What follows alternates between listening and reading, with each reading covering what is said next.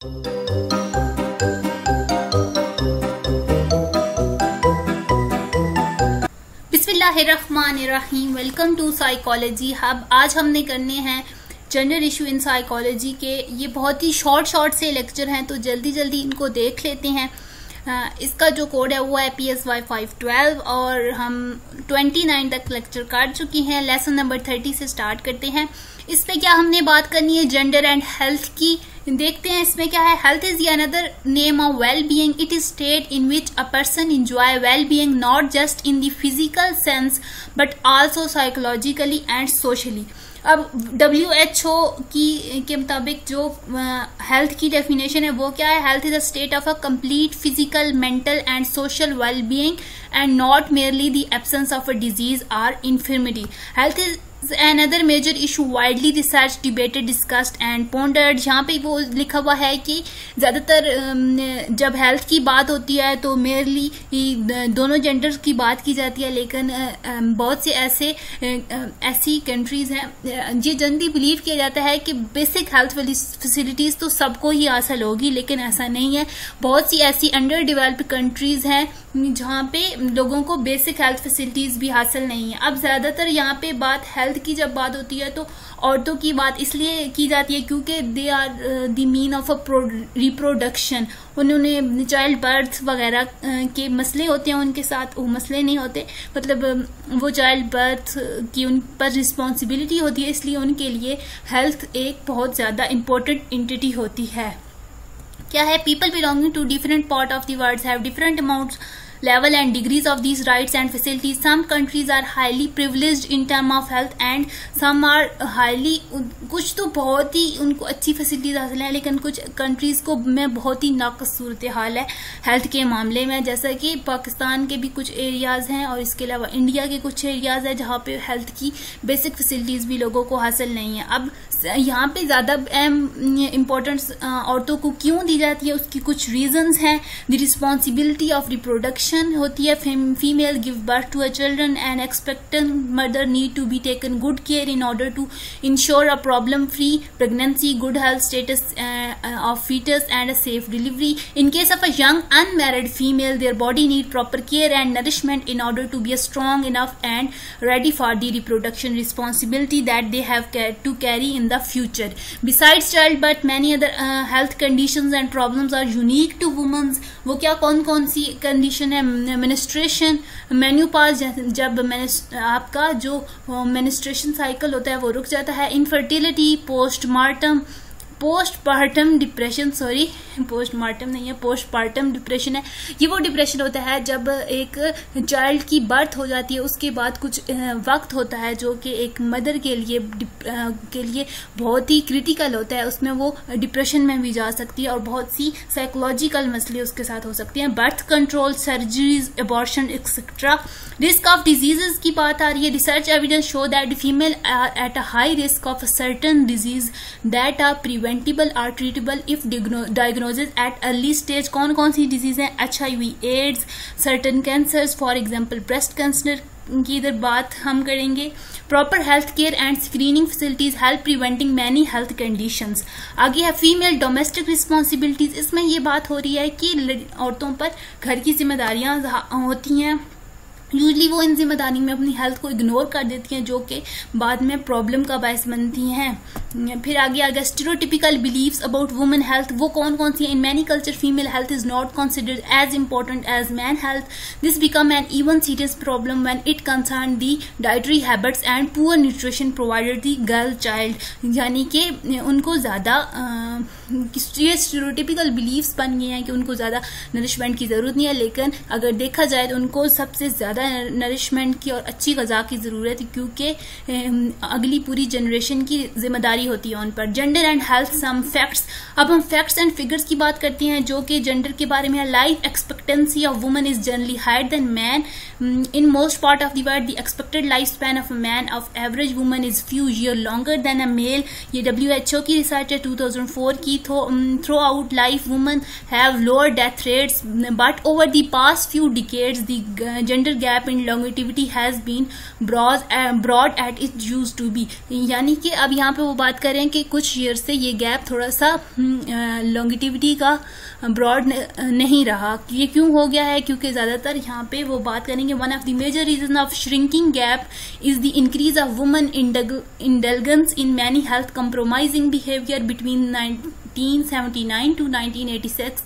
There was a significant increase in the rate of a lung cancer in women. और फिर यहाँ पे थोड़ी सी और फाइंडिंग्स हैं. देन यहाँ पे एंड पे देखें the size of a gender gap in longevity of developed countries. यहाँ पे कुछ फैक्ट एंड फिगर हैं. ये आल्दो ये बहुत ही पुराने हैं पर हमारे वीयू के इंस्ट्रक्टर्स का कोई भरोसा नहीं है. हो सकता है वो यही उठा के दे दें कि अच्छा आप बताएं कि क्या लॉन्गिटिविटी की क्या कितने ईयर लॉन्गिटिविटी का जो गैप होता है, जेंडर गैप इन लॉन्गिटिविटी कितना है.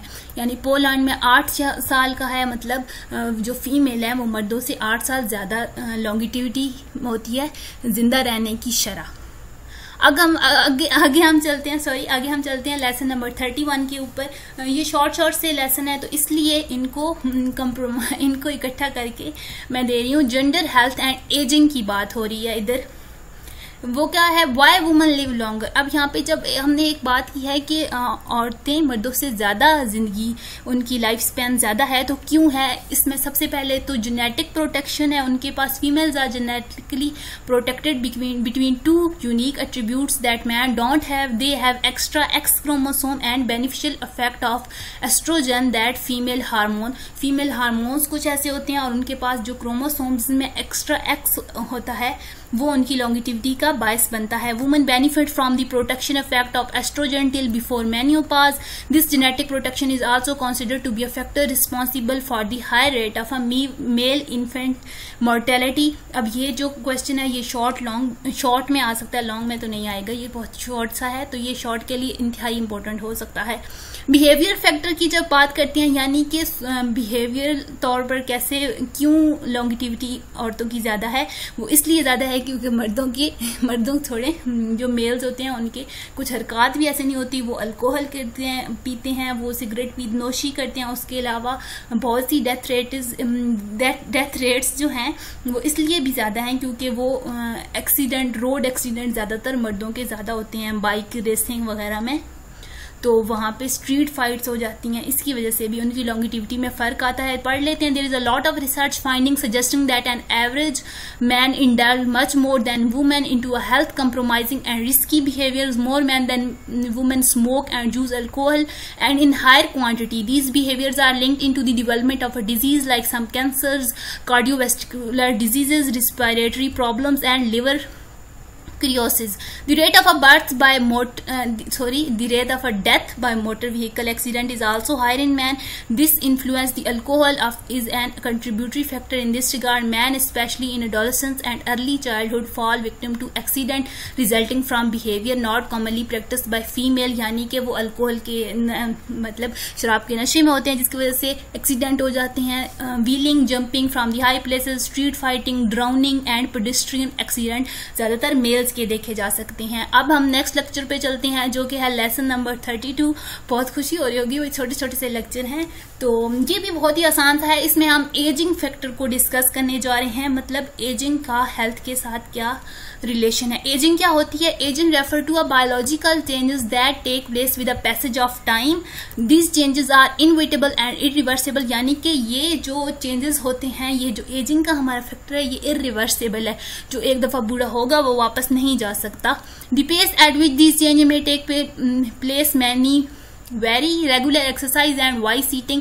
यानी कि ये बात अलहदा है कि इस जो एजिंग के प्रोसेस को हम डिले कर सकते हैं फॉर हमारी इस बात से कि हमारी जो रेगुलर रूटीन है वो कैसी है. अगर हम अच्छी ग़िज़ा करते हैं, अगर हम हेल्दी खाना खाते हैं, अगर हम रेगुलर एक्सरसाइज करते हैं तो इस जो एजिंग के प्रोसेस को हम डिले कर सकते हैं. There is a individual difference in the pace of the extent to which people may age and feel aged. The concept of the age at which people may feel or look aged has changed over the past decades. In early 90s, in most part of the world, the average life expectancy used to somewhere 30 to 45 इतनी समझी जाती थी एक as को. लेकिन अब लोग सियाने हो गए हैं, ये हम कह सकते हैं. अब उनकी ज्यादातर 70, 80 और 90 साल तक भी लोगों की एज जाती है। अमेरिका में 75 ईयर एवरेज एज स्पैन समझा जाता है। द इफेक्ट ऑफ एजिंग कौन कौन से होते हैं? The major characteristic of ageing is decrease efficiency of the functioning of a bodily organs. एक तो हमारे ऑर्गन्स जो अच्छी बिल्कुल जो जैसे वो यंग एज में फंक्शन करते हैं ऐसा नहीं फंक्शन कर रहे होते। The speed at which one could walk और जॉग 15 ईयर और even 5 or 10 year ago is not the same at the age of 70. One can't carry weight. इतना वजन नहीं उठा सकते जितना कि वो यंग एज में उठाते, इतना वो बूढ़े होते नहीं उठा सकते। At the age 85 the average human heart pump 3.5 litre per minute. जितना कुछ मैंने हाईलाइट किया हुआ ये MCQ शॉर्ट सबके लिए इंपॉर्टेंट होता है इसलिए मैं हाईलाइट करती हूँ। It is used to pump 6.9 litre per minute at age 20। The average amount of blood flowing through the kidney was 0.6 litre per minute, while it goes down to only 0.3 liter per minute at age 85. The amount and the type of food that one could eat and digest also change with the age. अब कौन कौन से main effect होते हैं वो जो हमने study करनी है, दो किस्म के इफेक्ट होते हैं। एक होते हैं फिजियोलॉजिकल इफेक्ट्स और एक होते हैं साइकोलॉजिकल इफेक्ट्स। तो हमने बात करनी है basically biological effect of ageing की। सॉरी थोड़ा सा नीचे चली गई हूँ मैं, तो हम इधर थे। Effect on the sensory process हमने बात करनी है कि सबसे पहले सेंसरी ऑर्गन जैसे कि देखने की हिस्स और सुनने की हिस्स मुतासर होती है जैसे जैसे आपकी एज ज्यादा होती है। फिर manual dexterity and muscular movement is affected, यानी कि जैसे एज्ड पर्सन को बहुत से मस्कुलर प्रॉब्लम्स होते हैं जैसे कि मसल्स पेन, मसल स्ट्रेचनेस होने लग पड़ती है। The immune system gate weaker and the body get attacked by disease and infection easily. The endocrine activity also slow down and release of many hormones is either inhibited or stopped or the hormones are released in an insufficient amount। जैसे कि sometimes ऐसा होता है कि hormones जो होते हैं वो हमारे या तो बहुत ज़्यादा एक्सेसिव अमाउंट में रिलीज होना शुरू हो जाते हैं और कुछ हार्मोन्स रुक जाते हैं। फॉर एग्जाम्पल इधर menopause as a major milestone for a females. Many disease like arthritis, multi infarct, dementia, Alzheimer's, ये सारी डिजीज एज के साथ आती हैं। Parkinson's disease are the possible to develop in old age. Hypertension and cardiovascular disease are common in old person. Some cancers are most prevalent in older persons. Cervical, breast or prostate cancers. ये सारी जो हैं biological जो हमारे जैसे जैसे biological जो होती हैं हमारे एजिंग के effects. Bone fractures are also a common happening in old age specially old womens. अब चेंज इन अपीयरेंस में क्या होता है जैसे कि झुर्रियां आ जाती हैं और आपके बाल सफ़ेद होना शुरू कर देते हैं। ये सारी जो चीज़ होती हैं स्किन पे स्किन बहुत ज़्यादा ड्राई हो जाती है, उसके बाद रिंकल्स आना शुरू कर देते हैं और समटाइम्स जो होता है झुक जाते हैं क्योंकि इसलिए पर्सन हाइट में भी shorten due to a decay of a crunching between the vertebrates. और इसके अलावा बहुत से लोग की झुक जाते हैं ऐसे उनकी कमर। ये सब चीज़ें फिजिकल अपीयरेंस में शो होती हैं। ये सारी बायोलॉजिकल फैक्टर्स हैं। Then psychological effect of ageing क्या होता है? सबसे पहले लर्निंग एबिलिटी आपकी थोड़ी सी कम हो जाती है, लिमिट में आ जाती है। Most old people learn new thing but not as readily as fast as young person. ये बात नहीं है कि बिल्कुल लर्निंग एबिलिटी खत्म हो जाती है, बल्कि थोड़ी सी कमी आ जाती है, ज्यादा जल्दी नहीं याद कर सकते। अटेंशन एंड कंसंट्रेशन में कमी आती है, मेमोरी में कमी आती है, चीजें भूलना शुरू कर देते हैं। इंटेलिजेंस में ये बात जो है इसको आगे भी ये डिस्कस करेंगे कि IQ में कमी आ जाती है, लेकिन ऐसा बाद में प्रूव हुआ था कि ऐसा नहीं होता। Self esteem, personality and self concept, ये थोड़ी समझने वाली चीज। There is a likelihood that a consequence of inability to perform certain tasks that one could be earlier had as a result of other people's negative attitude, and older person may begin to feel worthless feeling not needed, मतलब उन्हें ये negative feeling थोड़ी ज्यादा होती हैं। मतलब अगर एक बूढ़ा इंसान है उसको अलग कमरे में बिठा दी जाता है तो उसमें ये फीलिंग्स आना शुरू करते हैं दैट मेरी किसी को जरूरत नहीं है। But there is a research evidence available suggestion quite the positive in one study that older adults over a period of 14 years had become more cheerful, open-minded and frank. Some cases में ये भी देखा गया है there was no change in the self-esteem and satisfaction with the life of more than 50% of those as they entered their late adulthood. अगर किसी ने 14 साल तक बहुत ही हैपनिंग लाइफ गुजारी है और जब वो बूढ़ा होगा तो उसमें 50% चांसेस होते हैं कि वो ऐसी किसी भी नेगेटिव फीलिंग की तरफ नहीं जाएगा। ये बहुत ही आसान सा लेक्चर है। एम्प्टी नेस्ट सिंड्रोम क्या होता है? मतलब आपका जैसे कि चिड़िया का घोंसला बिल्कुल खाली हो जाता है, वो क्या होता है जब ओल्डर पेरेंट्स के बच्चे सारे घर छोड़ के चले जाते हैं फॉर कैरियर, मैरिज, उनकी शादियां हो जाती हैं या फिर उन्हें मतलब अगर वो अलहदा अपनी जिंदगी गुजारना चाहते हैं, फॉर एग्जांपल ज्वाइंट फैमिली में नहीं रहना चाहते, तो ये जब वो चले जाते हैं तो इसके नतीजे में एम्प्टी नेस्ट सिंड्रोम अराइज होता है। Old people may experience the empty nest syndrome. Empty nest feeling is what one feel when the children have left home forever for their career, marriage or freedom. ये explanation definition है empty nest syndrome की। The old parents may feel lonely, bored, depressed and emotionally raw, but all parents don't feel the same. लेकिन ज्यादातर feeling नहीं होते। अगर दोनों partner, इसमें एक ये भी फैक्टर इन्वॉल्व है कि अगर दोनों पेरेंट्स मतलब मदर भी और फादर भी दोनों जिंदा है तो वो अकेले अपनी लाइफ अच्छे से गुजार सकते हैं, वो इतना ज्यादा एम्प्टी नेस्ट सिंड्रोम का शिकार नहीं होते। A number of variable determine their reaction that empty nest, their own career and occupation. अगर उनका अपनी जॉब है ओल्ड पेरेंट्स की तो भी वो ज्यादा इसकी तरफ एम्प्टी सिंड्रोम को ज्यादा फील नहीं करेंगे कि हम अकेले हो गए हैं।